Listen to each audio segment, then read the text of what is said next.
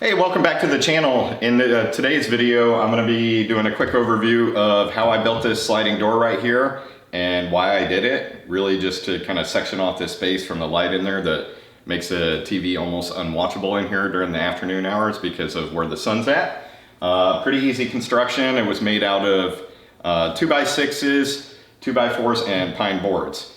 And it turned out really well. And the finishing on this door was probably the easiest finishing project I've ever done. The actual color on here to match some of the furniture. And I'll hit on it later in the video. I use the I think it's Rust-Oleum weathered wood accelerator, which is just a brush on, let it dry type thing. And then, gave me some pretty cool colors right there. So stick around, we'll go over it and hope you enjoy. So I started off this project by opening up the wall above the door and where the rail was going to extend to. Now I could have installed an exposed header up there, but I didn't want it visible. I just wanted the rail to be visible on the wall.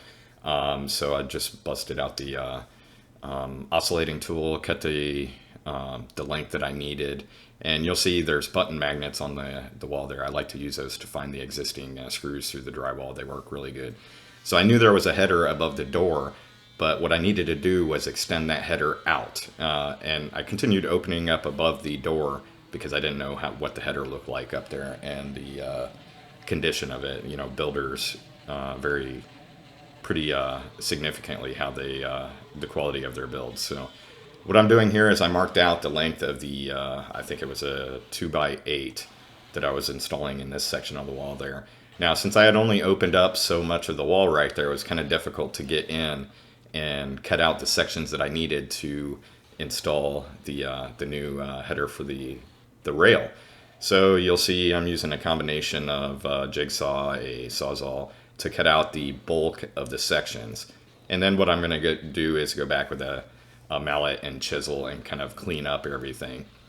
I make sure to do it slightly undersized because I want the header that's going in there to be very tight in there to take up any sag that might have come, because this is a load-bearing wall.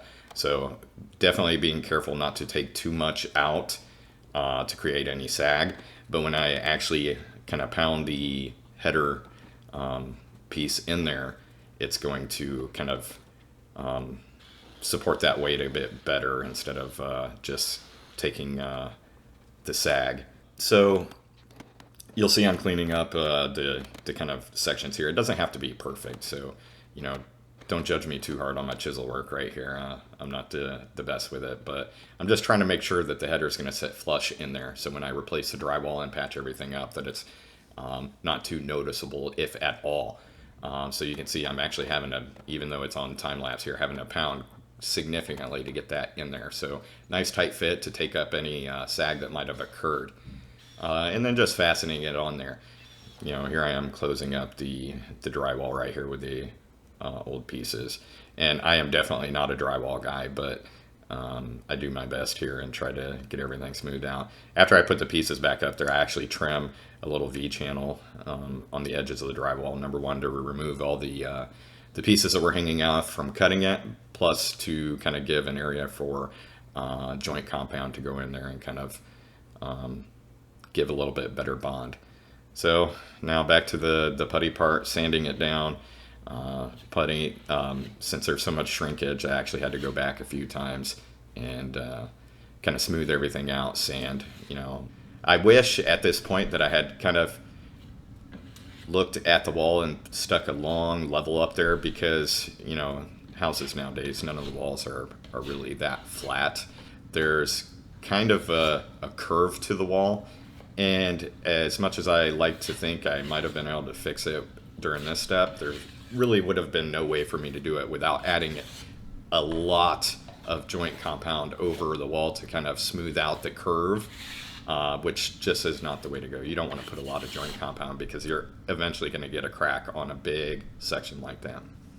So after sanding everything down, just going back and kind of painting everything back quite a bit, I was kind of fortunate that only a few months ago I had painted these walls, so had plenty of paint left over to go back and fix everything. So everything dried up real well. You couldn't really tell where I had opened up the walls. So now I've got a buddy helping me install this overly complicated rail system. There's these three circular plates that attach to the wall, and then the rails attached to those plates. Now, I thought about just attaching the plates with double-sided tape on there, putting the rail up to the wall with a level where they needed to go, and then taking it back off. But it didn't really work out that way. It was kind of a pain, but we eventually got the rail up there, and then we can move on to the door building. So I started off by planing down 2x6s for the main frame. Kind of a pain getting all the long 2x6 by 10s through the planer, but made it work. So I did this to take down the corners since they're rounded and get not perfectly square, but as close as possible, and leave a little bit of extra on the sides. So I trimmed down all the boards to the lengths that I needed. But I had to take into account, because on the four corners I was going to use corner bridle joints. So I definitely had to make sure that when I was cutting everything that I had the appropriate lengths, because on the top and bottom sections I was going to lose the thickness of the side sections because of the how they fit together. So I got everything trimmed up. The two side pieces to the appropriate lengths, as well as the top and bottom pieces, and then kind of moved on to the next step. So squaring up and trimming down all of the pieces was kind of a pain because of the length of them. So one of the things I like to recommend to people is get the longest level that you can find. See in this picture I have I don't remember if this is like a 6 or 7 foot level, and I clamp it to the fence on my table saw, so that gives me a lot longer run to put these boards against. So if there's any slight curve in them, most of it's going to come out. Now I don't need perfection in this because of the door that I'm making is kind of that kind of old school rustic style. The boards then for the center panel to fit into, I use a dado stack and you can use a router table for this also, to cut a groove down the middle, and that's where the center panel will slide into to retain it in between everything. On the bottom section, I had to add a groove in the bottom because there's going to be a guide that's going to be installed on the floor, and that's to prevent the door from being able to swing. So in this right here, I'm doing a stopped dado in the door. So I mark on the fence where the actual start and stops need to end, so I can engage and then pull it out where I need to be, because I don't want it to go all the way through. I don't want the groove to be visible on the sides. For the top and bottom sections, cutting the outside parts of what will be the bridle joint, I'm using the dado stack again, and you can use just a saw blade to do this. You just got to make a lot more cuts. And I use a fence on the table saw fence over there, so I know where my stop point's at. So I'm going to cut this side, then I'm going to flip it over, and then I have my actual top and bottom sections of the bridle joints.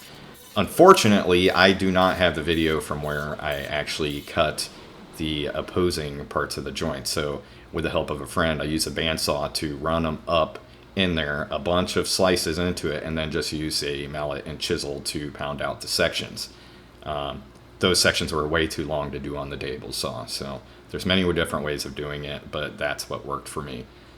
For the center section, I somehow misplaced the video of gluing up this panel, but it's just a bunch of pine boards that were glued together in a large panel, and I left them intentionally kind of wavy and in different sections, and glued up how they did. So I used a domino joiner in the middle to join everything together, and then just sanded everything down. Now, one of the things I've been wanting to try for a while, I'd experimented with the weathered wood accelerator. I forget which company makes it. I'll put a picture up here. And I like it, but it's very unpredictable how it reacts with different types of woods. But on a project this big, I figured, that kind of variation and finish would look kind of good because you get a lot of very random different stuff. So as you saw a moment ago, I should have laid the board down, or the door down, like I'm doing here on the back side of it, because I had a lot of runs and stuff, which isn't a huge problem because the stuff is very thin and runny, and you can go back over it until you get the kind of desired look you want. So it's weird how this stuff works. It just reacts with the tannins in the wood to kind of change it and give that weathered look. You know, it's very random, as you'll see in the boards here, as it dries and kind of reacts with the wood. And to be honest, I kind of like how that turned out. If it was a small project, probably not so much, because you get a lot of variations. Now on the front of the door, I kind of laid it down here and went back over it again to kind of, number one, fix some of the run marks and kind of darken up some of the areas, because the longer and more times you do it, then the more it kind of reacts. So get a little bit more variation and a little bit more contrast in the door. To finish the door up, I just used wipe-on polyurethane.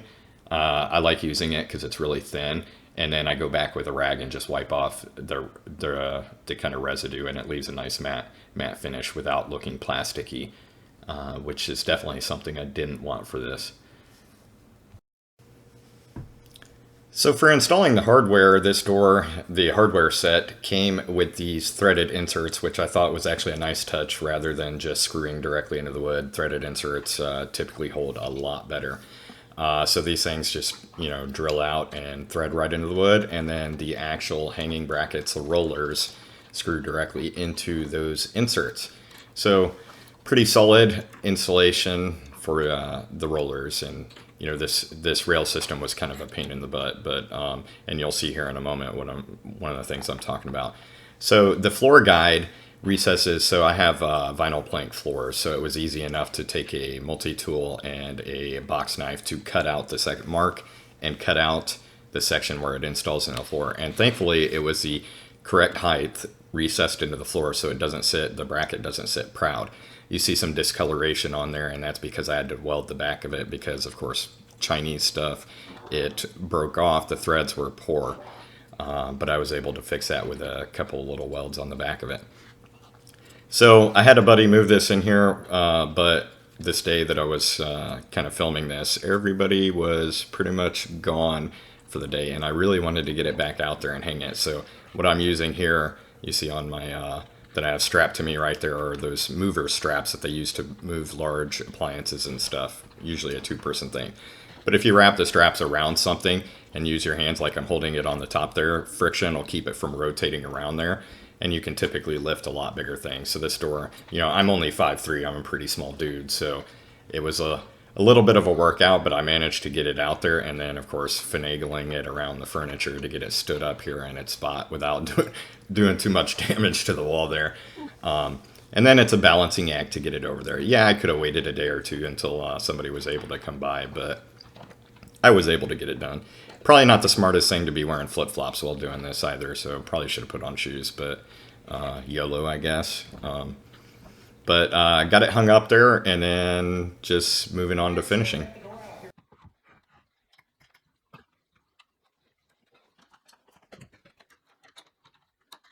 All right, so I got the door out here and hung up without killing myself, but came pretty close. And what I was doing on the ladder there a moment ago was just adjusting the little safety kind of clamps that make it so you can't lift it off the rail without loosening those.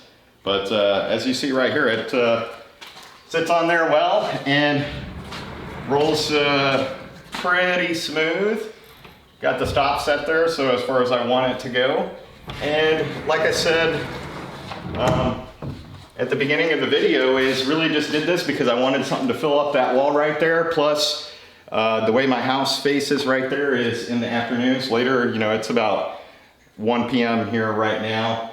Later on, when the sun's on that side of the house, I get an insane glare on the TV, so late afternoon to evening, now that it's getting into the summer months, it's almost impossible to watch TV in here because of the amount of glare that comes from that door and the windows in the dining room. So if I ever want to watch something without that glare, I just roll this right on over. Problem solved. Plus it doesn't look too bad. And I don't know if I mentioned it earlier in the video because I had unfortunately lost some of the actual clips, but these actual trim pieces, or whatever you want to call it, the decorative pieces, I chose to go that route because I have a coffee table that has a similar pattern, that kind of V with the line through it. And all I did to do those was resawed some 2x4s to match the thickness of this recess right here. So, and then just glued them on. So real easy, and that's pretty much a wrap. So if you like it, stick around for more projects as I get back into making stuff around here. And if you like it, give it a thumbs up. If not, just leave a comment and feel free to subscribe. And until next time, have a good one.